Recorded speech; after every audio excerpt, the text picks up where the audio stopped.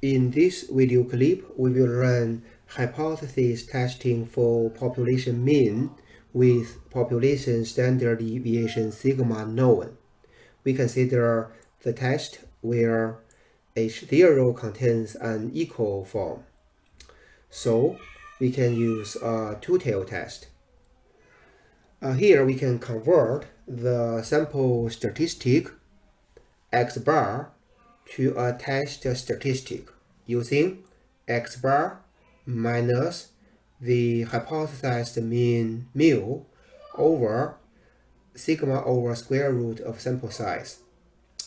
We then need to determine the critical value, positive one, for example, for a specified level of significance, alpha. We can use a Z table or use Excel. In Excel, the formula is norm.s.inv 1 minus alpha over 2. This will give us a positive critical value, which defines the upper region of rejection. Decision rule: if the test statistic falls in the rejection region, reject H0. Otherwise, do not reject H0. Here we see an example. We want to test the claim that the true mean weight of chocolate bars manufactured in a factory is 3 ounces. First, we state the appropriate null and alternative hypothesis. H0 mu equals 3, H1 mu is not equal to 3. This is a two-tailed test.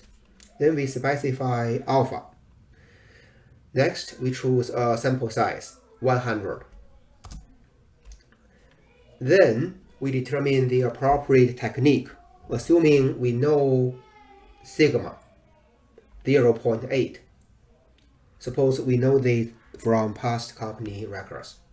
Then we set up the critical value. We can find it using alpha equals 0.05 using the earlier Excel formula. See here, we can find the values positive, negative 1.96 roughly. Then we collect the data and compute the test statistic. Okay, we have a sample size 100. We find the sample mean 2.84. Then we can calculate the z-test statistic, plugging in all the given values to the formula. We can find negative 2.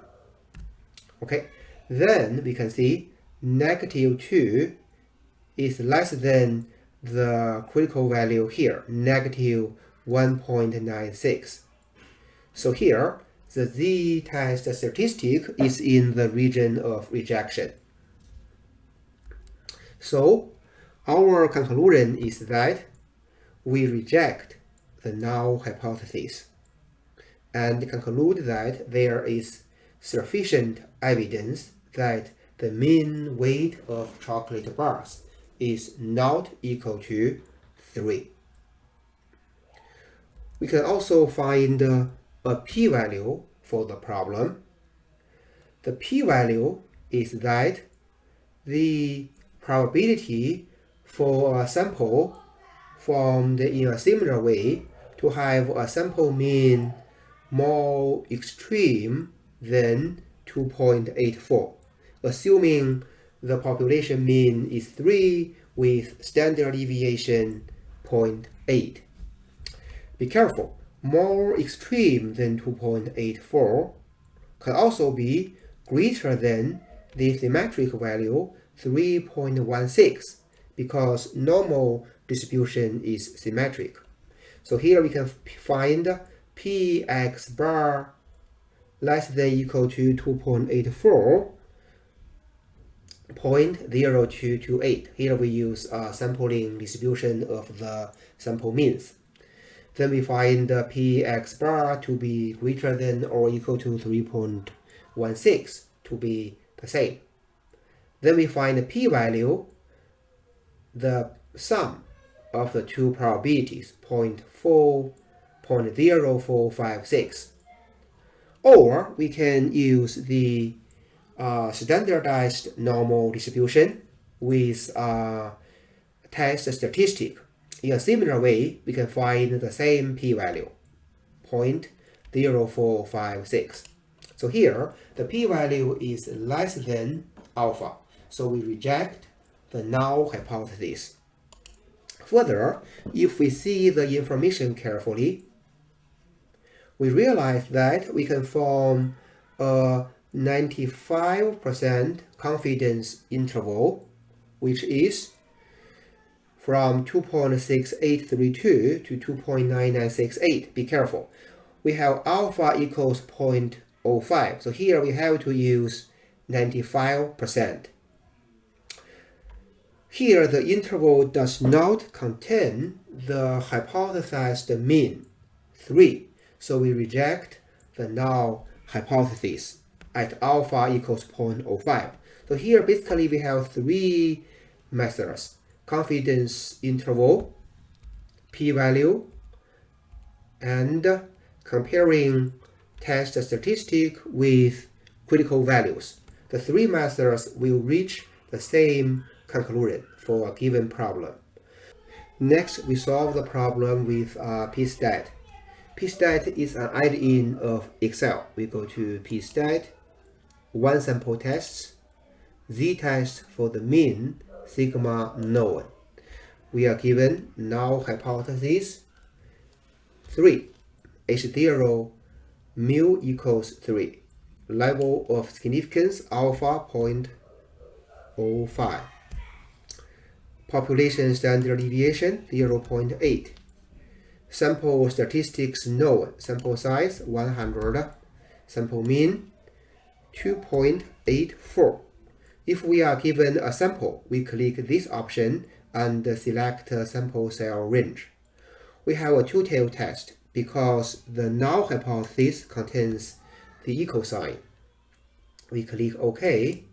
We obtain here the p-value 0.0455. This is slightly different than our values on Excel, simply due to rounding error. They should be the same exactly. Then we find the results. Reject the null hypothesis. You see here, we compare B17 with B5. That is, we compare the p-value with alpha. Also, we can compare the test statistic with critical values. We can see here -2 is less than -1.96. So we reject the null hypothesis. Also, we can form a confidence interval estimate. We go to pstat, confidence interval, estimate for mean, sigma known. We have population standard deviation 0.8. Here we use 95% because we are given alpha in the test case 0.05. Sample size 100, sample mean 2.84, and click OK. We obtain a confidence interval here. If we show more decimals, we can see they do not contain 3. So we reject the null hypothesis.